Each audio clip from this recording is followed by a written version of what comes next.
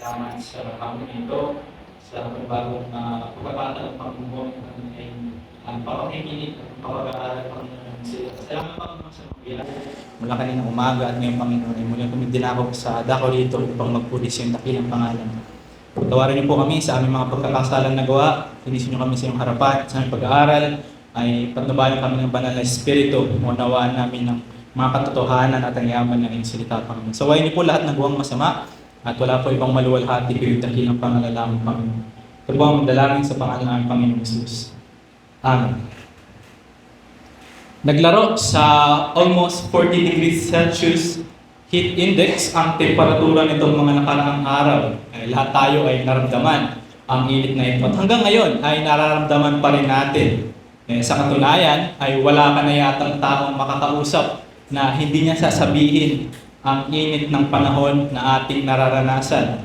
Ang init, itong bukod tanging bigkas ng bibig ng marami at maya't maya mo ito maririnig sa kanila. But mga kapatid, what can we do? Anong magagawa natin? Ang weather, o ang panahon, o ang init is something out of our control. Hindi natin hawak o kontrolado ang panahon. Kahit anong angal, kahit anong reklamo, kahit anong dismaya ang maranasan natin at gawin natin, ay hindi nito mababago ang takbo ng panahon. In fact, mga kapatid, sabi ng isang theologian, if we complain about the weather, in reality, we are murmuring against God. Sa tuwing tayo daw ay nagre-reklamo sa panahon na ating nararanasan, whether it is mainit o maulan, ang realidad daw ng ating pagre-reklamo ay pagbubulong-bulungan sa Diyos, kagaya ng mga Israelita sa Old Testament. At ito'y kasalanan, mga kapatid. Nagre-reklamo tayo sa harapan ng soberanong Diyos na may alam ng lahat ng bagay at may dahilan kung bakit ipinaiiral niya ang mainit na panahon. So, kailangan pala mga kapatid na maging maingat tayo. Especially we pray na magkaroon tayo ng aircon. May walang masama sa aircon, but do we pray for aircon just for comfortability? Out of comfortability. Magpupuri lang ba tayo sa Diyos tuwing komportable ang panahon? O kung komportable ang ilang bagay sa buhay natin? May God forbids, mga kapatid. So weather, mga kapatid, is another indication that man is just limited on his own, that he cannot even manipulate the weather. Weather is something out of our control, and we cannot do something about it. Wala tayong magagawa sa panahon. Ngunit mga kapatid, kung meron pa tayong ibang bagay na hindi magagawa, or rather hindi natin dapat gawin, o pakailamanan, ito'y walang iba kundi yung order ng Diyos sa kanyang iglesia.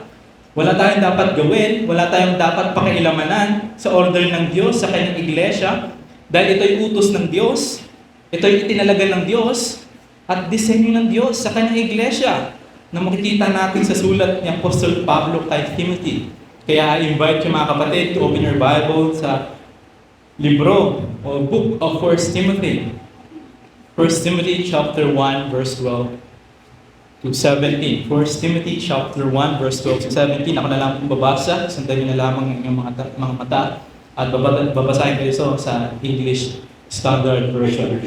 1 Timothy chapter 12. This is the word of God. I thank Him who has given me strength, Christ Jesus our Lord, because He judged me faithful, appointing me to His service. Though formerly I was a blasphemer, persecutor, and insolent opponent, but I received mercy because I had acted ignorantly and unbelief. And the grace of our Lord overflowed for me with the faith and love that are in Christ Jesus. Verse 15, the saying is trustworthy, deserving of full acceptance, that Christ Jesus came to the world to save sinners, of whom I am the foremost, or I am the chief. But I received mercy for this reason, that in me, as the foremost, Jesus Christ might display His perfect patience as an example to those who were to believe in Him for eternal life. Verse 17, to the King of ages, immortal, invisible, the only God, be honor and glory forever and ever. Amen. Pagpalain po ang pagbasa ng salita ng Diyos at ang title ng ating mensahe ngayong hapon na ito, The Supremacy of Grace. The Supremacy of Grace. Mga kapatid, ang libro ng 1 Timothy ay sulat ni Apostol Pablo, hindi sa isang iglesia o specific church, but sa specific person na si Timothy for the order ng Diyos sa kanyang iglesia. Sinulat ito ni Apostol Paul upang turuan at i-encourage si Timothy sa kanyang pag-minister dito sa Church of Ephesians or Church of Ephesus, and to give yung general teaching pertaining sa iglesia ng Diyos. By the way, Pastor Timothy is a young man, he is a young minister ng Diyos. And walang edad na binanggit kung ilang taon na si Timothy na mga panahon na ito, nung nagsisimula siya mag-minister dito sa Church of Ephesus. But one thing is for sure, that he is in his youth days nung mga panahon na ito. So, paano ba natin sinusukat ang isang tao kung siya'y bata pa sa edad? So, probably Timothy, he's 16, 17, 18, or marahil mas bata pa si Timothy or mas matanda ng konti ng mga panahon na doon nung siya'y nagpastor sa iglesia ito sa Ephesus. Kaya nga si Apostle Paul, kung mababasa natin, kinakailangan siyang sulatan. Kailangan siyang sulatan ni Apostle Pablo at palakasin at turuan si Timothy. Kung babasahin natin yung 1 Timothy chapter 4, sabi ni Apostle Paul, kung titignan niyo yung mga Bible, sabi ni Paul kay Timothy, "Command and teach all these things." Verse 12, "Let no one despise you for your," what? For your youth, sa iyong kabataan, but set the believers an example in speech, in conduct, in love, in faith, and in purity. So, si Timothy, bata siya nung nagpastor siya dito sa Church of Ephesus. So, baka meron pa sa atin dito na bumabase pa rin sa edad, when it comes sa pastoral office, o bumabase sa edad ng tumatayo sa pulpit. Okay, this is Timothy for you. Pagka bumase sa edad, bumase ka sa maturity, at bumase ka kung faithful na naipapangaral ng salita ng Diyos. Because what is age, mga kapatid? Age is just a number, ika nga. Ibang mo mabuti. Mas gusto mo bang umupo sa isang matandang lalaki habang kinikwento yung nangyari sa buhay niya, yung nangyari sa araw niya, o yung nangyari sa pamilya niya? O mas gusto mong umupo at makinig sa isang batang lalaki na tinawag ng Diyos, na may kakayahang mangaral ng tapat at kayang gumugol ng oras para i-expose yung text na binasa at hindi man lang mabanggit yung sarili niya dahil sa yaman ng text na naipapangaral. So timbangin natin, mga kapatid. This is Timothy for you. And since this book, 1 Timothy, is not addressed to a church but for a minister, 1 Timothy and Titus is called pastoral epistle. This is called pastoral epistle, mga kapatid, itong book na ito. And alam niyo, mga kapatid, since tayo ay nasa process ng confirmation sa ating candidate, encourage ko kayo, basahin niyo itong book ng Timothy. Alam niyo, maging grateful tayo sa book of Timothy. Basahin natin ito, take advantage natin. Dito sa book na ito, ibinigay ng Diyos yung structure ng kanyang iglesia, yung mukha ng kanyang iglesia, at napaka-specific. Especially yung qualification ng mga tatayo at mangunguna sa kanyang iglesia. So just imagine, wala tayong book of Timothy. Hindi mangangapa tayo kung ano ba talaga yung gustong disenyo ng Diyos sa kanyang iglesia. And I don't think na nakaka-glorify yun sa Panginoon. And doon sa ibang book, may mga pahapyaw kung ano yung structure ng Diyos sa kanyang iglesia, kagaya na sa Corinthians. But here, sa book of Timothy and Titus, ay napaka-specific dito ng order na binigay ng Diyos.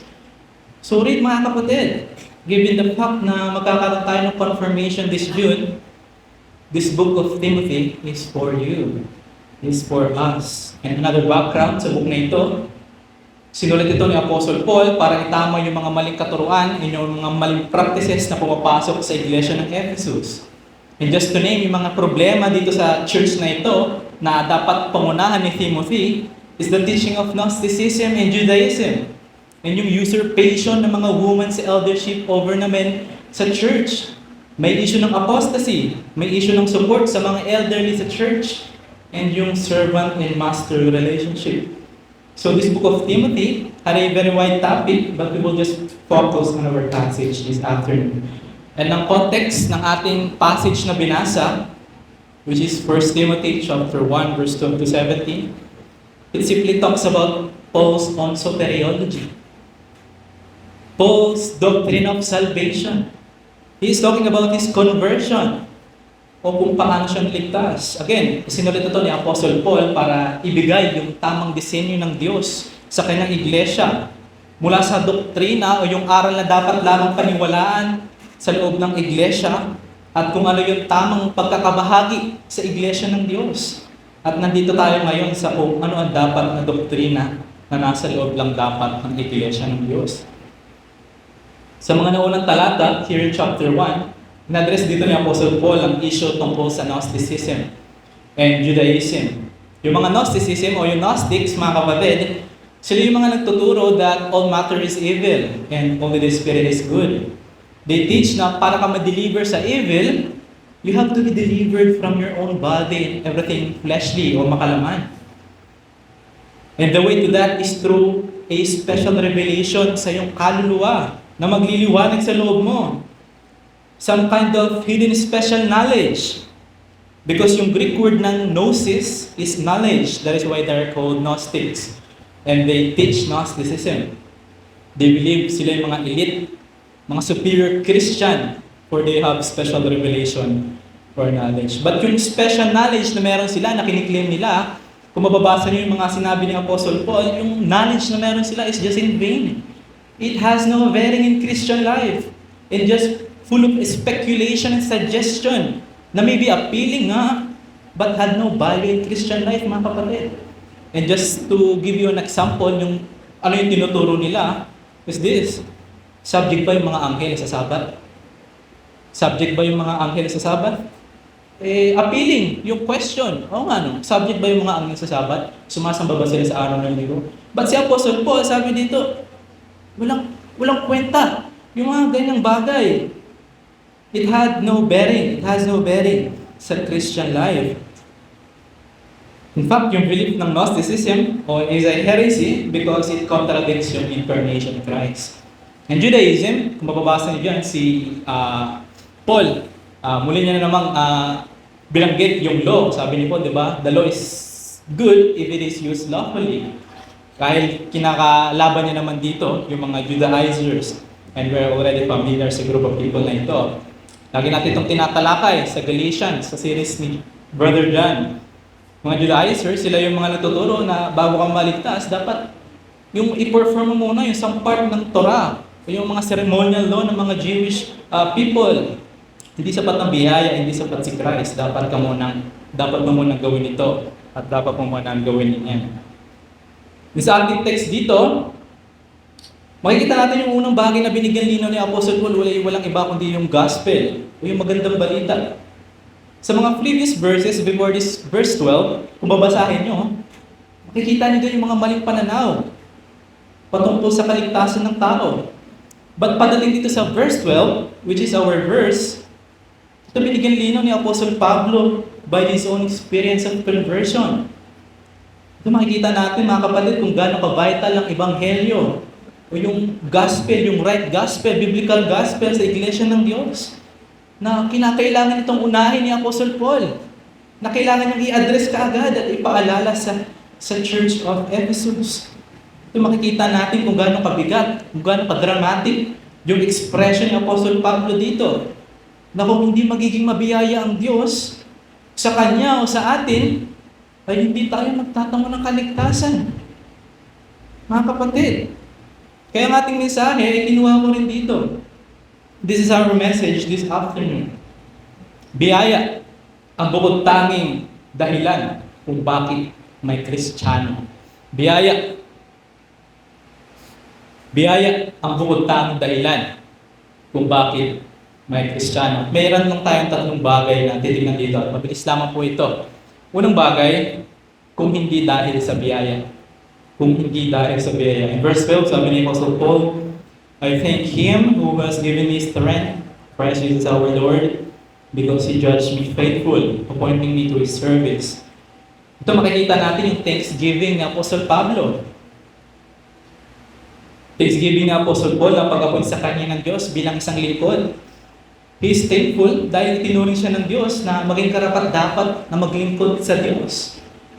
So dito makikita natin na ang Diyos ang nag-a-appoint. Siya yung tatalaga And in verse 1, makikita natin siya yung nagko-command sa isang tao para ito yung maging isang lingkod niya. Ang Diyos ang nagbibigay ng lakas, giving me strength, sabi ni Apostle Paul, nakakayahan upang isang tao ay maging karapat-dapat sa kanyang paglilingkod sa Diyos. So hindi pala sarili natin ang dahilan, mga kapatid. Kung ba tayo mga nakatayo ngayon sa mga ministeryo na pinagkatiwala sa atin ng Diyos? Mali pala yun, kundi ang Diyos. So mali pala yung pananaw na kaya pala ako nakapaglilingkod sa Diyos. Kaya pala ako Kristiyano. Eh dahil magaling ako.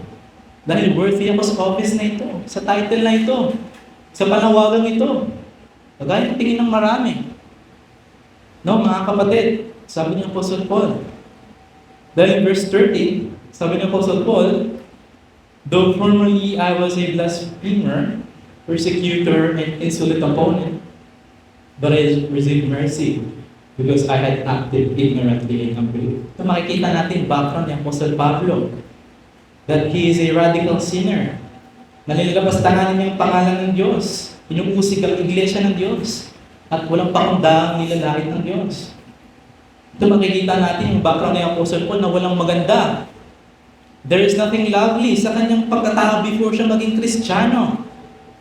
Hindi natin makikita at masasabi that Apostle Paul is worthy to become a Christian, to become an apostle of Christ.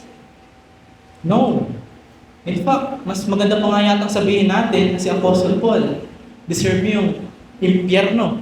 Yan yung kaparusahan ng Diyos dahil sa mga sinabi niyang kasalanan. But nevertheless, mga kapatid, nevertheless, Apostle Paul received mercy. He received grace mula sa Panginoon, mula sa Diyos. Despite not having praiseworthy background, he received grace, enabling him and appointing him to his service to God. Dito makikita natin na hindi pala sa sarili nating kagalingan, hindi sa sarili nating kaparaanan at kagustuhan kung bakit tayo makapaglilingkod sa Diyos at gawin niyang karapat-dapat. Ito ay dahil lamang sa kanyang biyaya. Mga kapatid, in verse 14, sabi dito, and the grace of our Lord overflowed for me with the faith and love that are in Christ Jesus. Ito makikita natin na kung hindi dahil sa biyaya ng Diyos, sabi sa Tagalog, kung meron ko yung Tagalog, pinasagana sa akin ang kagandang loob ng ating Panginoon at ipinagkaloob niya sa akin ang pananampalataya at pag-ibig na matatagpuan sa ating pakikipag-isa kay Kristo Jesus. Kung hindi dahil sa Diyos na magkakaloob ng biyaya at pananampalataya sa atin, ay wala sanang Apostle Paul. Itong gustong bigyan din dito ni Apostle Pablo. At higit sa lahat, mga kapatid, wala sanang Kristiyano. Biyaya, mga kapatid, ang bukod tanging bagay na gustong bigyan din dito ni Apostle Pablo. To combat yung mga teachings na para ikaw ay maligtas, ay dapat mong gawin mo ito. Gawin mo yan. At alamin mo ito.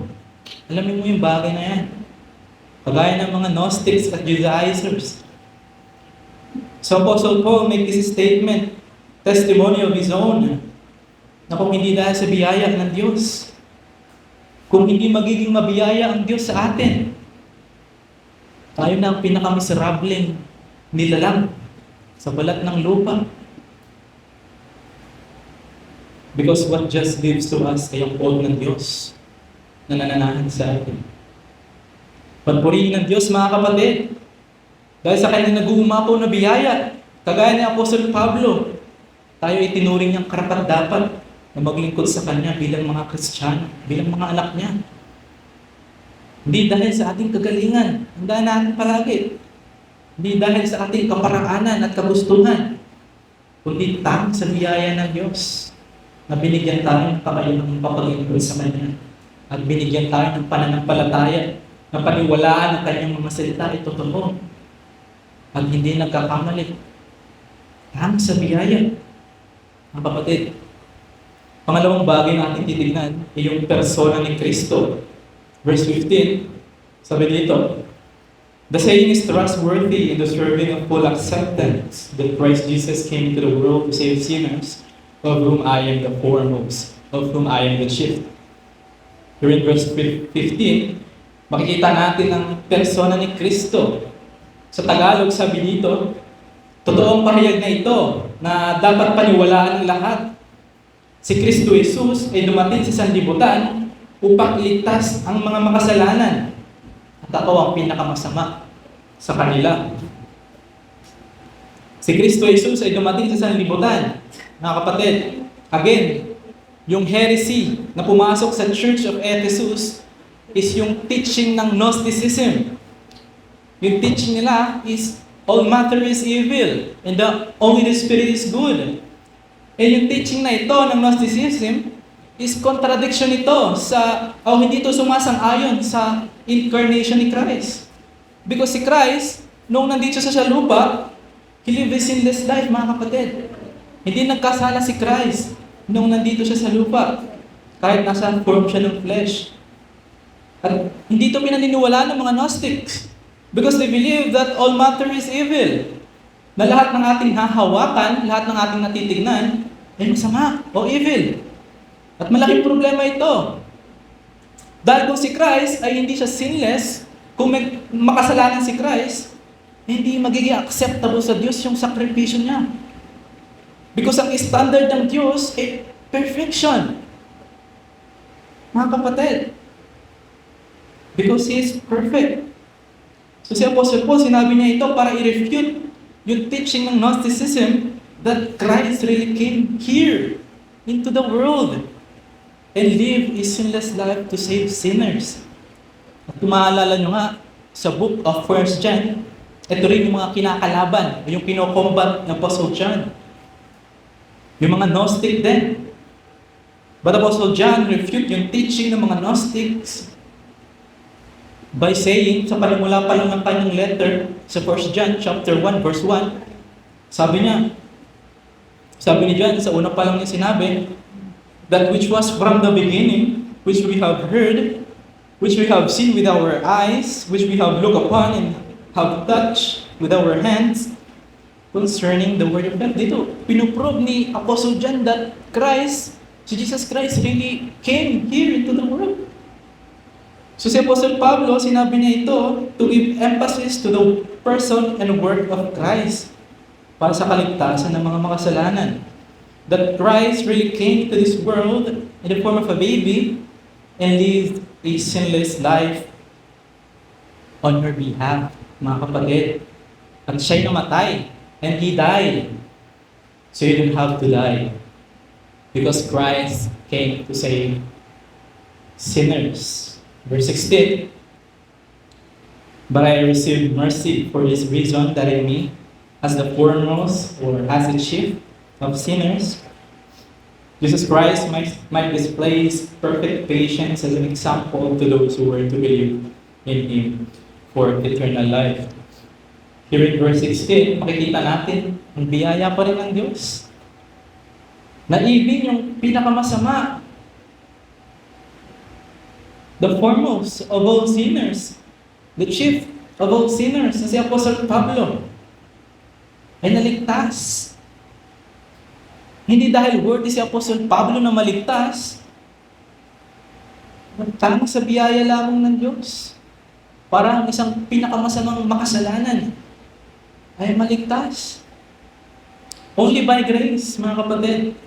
Only by grace. Tanging sa biyaya.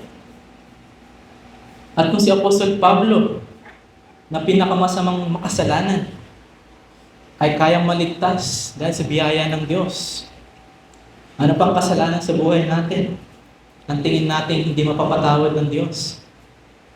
Anong humahad lang? Wala. Kaya ang hamon sa atin, wala ka pa kay Jesus. Kung hindi mo pa sigurado na pag namatay ka, ay sa langit ka pupunta. Napaglabas natin dito, kung masasagasaan man tayo ng 10-wheeler truck, ay sa langit tayo pupunta. O habang mga nakaupo kayo dyan, since mainit, may heat stroke, alam mo, sa langit ka pupunta. Ang hamon sa iyo ay magsisi ka. at manampalataya sa Diyos. Kung si Apostol Pablo, na pinakamasamang makasalanan ay kayang iligtas ng Diyos dahil sa kanyang biyaya, ano ka pa? At huwag mong itanggi si Jesucristo at ang ginawa niya sa krus. Dahil ang pagtanggi na yan ay ang kasalanang hindi mapapatawad ng Diyos. Despite hearing all the truth that Christ came into this world and died for you, died for sinners, still you don't believe. That is unacceptable to God, mga kapatid. Hindi kayang patawarin niya ng Diyos. Hindi mo tatanggapin yung offer ng kanyang anak.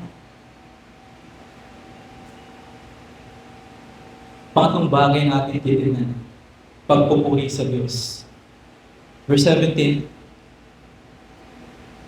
to the King of ages, immortal, invisible, to the only God, be honor and glory forever and ever. Amen.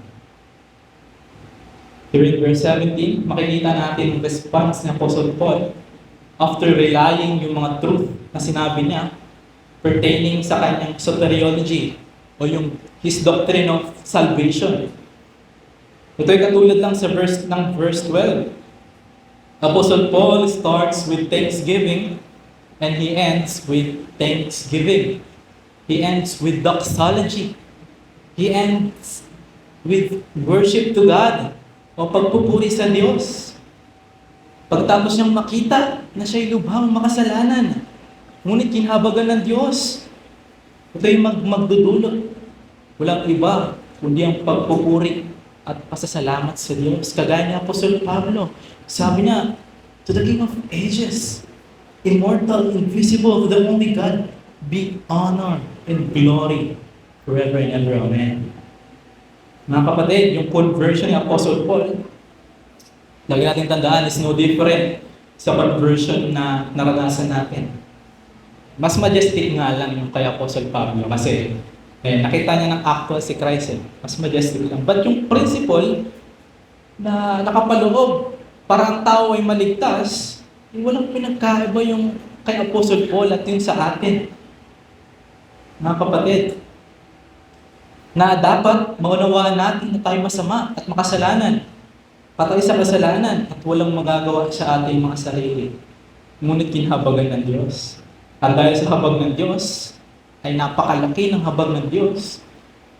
Na kahit hindi tayo karapat-dapat sa habag ng Diyos, hindi tayo kailangan ng Diyos, still, niligtas tayo ng Diyos. Ito yung magdudulot, mga kapatid, walang iba kundi ng pagpupuri at pasasalamat sa Diyos. Kagaya ni Apostol Pablo, to the King of ages, immortal, invisible, the only God, be honor and glory forever and ever. Amen. Sa Tagalog, purihin natin at luwalhatiin, magpakailaman ang iisang Diyos. Haring walang hanggan, walang kamatayan at di nakikita. Amen. Ito dapat naglilid pala dapat yung truth ng kaligtasan, mga kapatid, sa pasasalamat, ang pagpupuri sa Diyos. So, bakit ka nandito?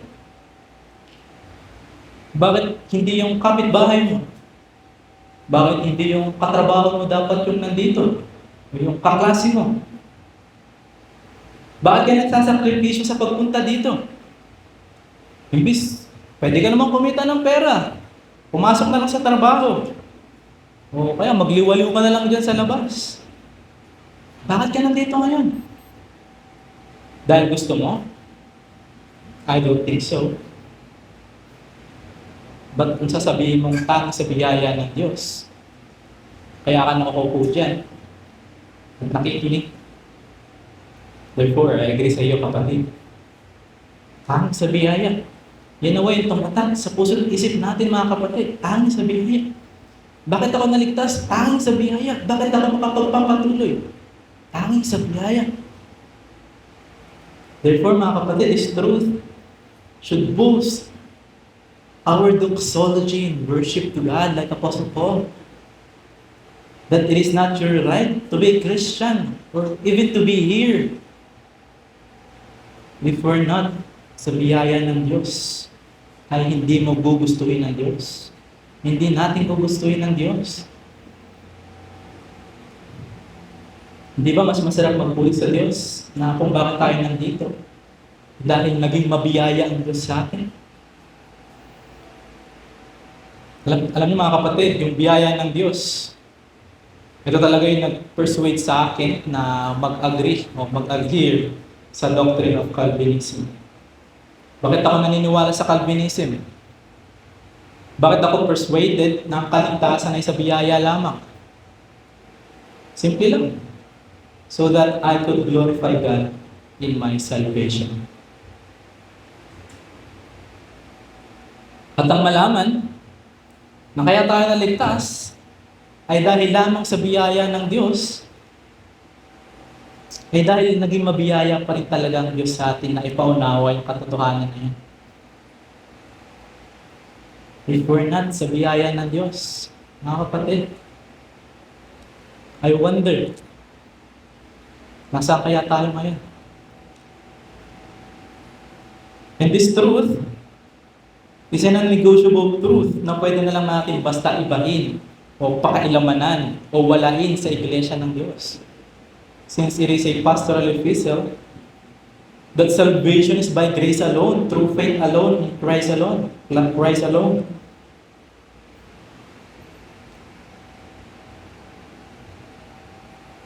Like, as I close mga kapatid,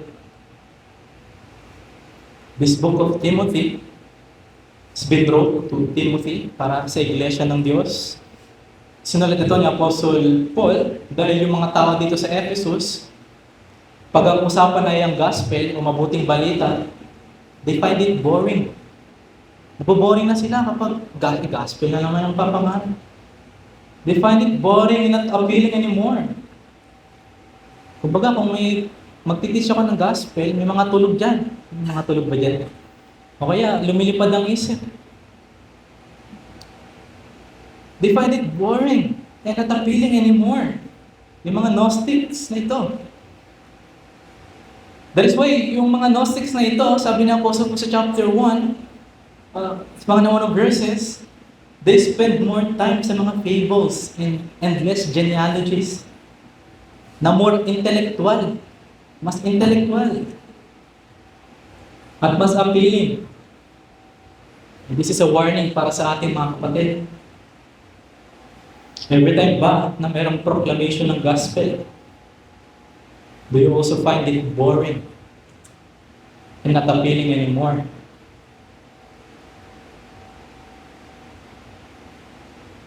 Do you find it boring? Alam mo na naman ito eh. Why bother?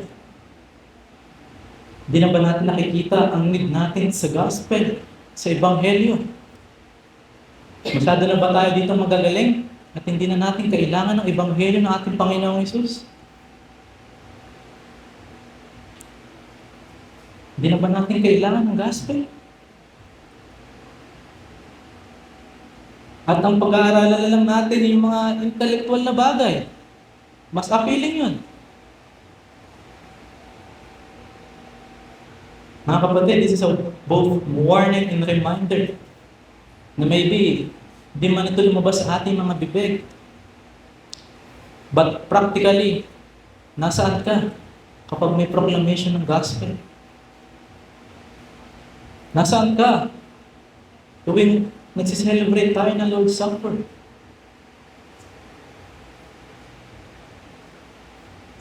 Do you still have the same faith, mga kapatid? Do you still believe that Christ is Lord? How is your Christian life? Nararamdaman mo bang parang lumalayo ka na sa Diyos?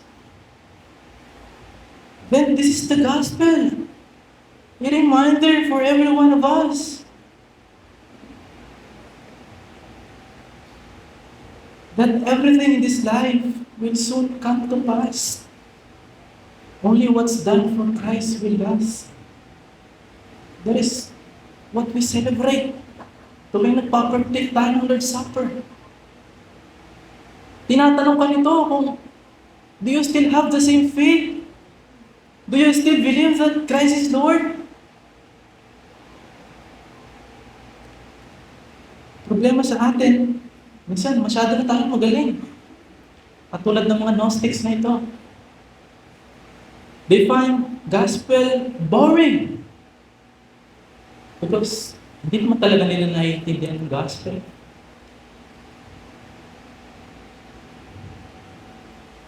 This comes from Pastor Noel.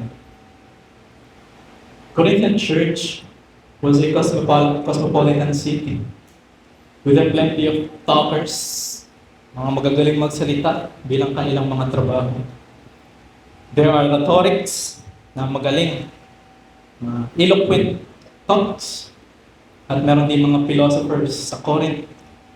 Kilala sila sa kanilang logic at sa kanilang reasoning at sa kanilang mga sheer saying. They are the Greeks na ang tingin sa pagkamatay ni Christ ay foolishness.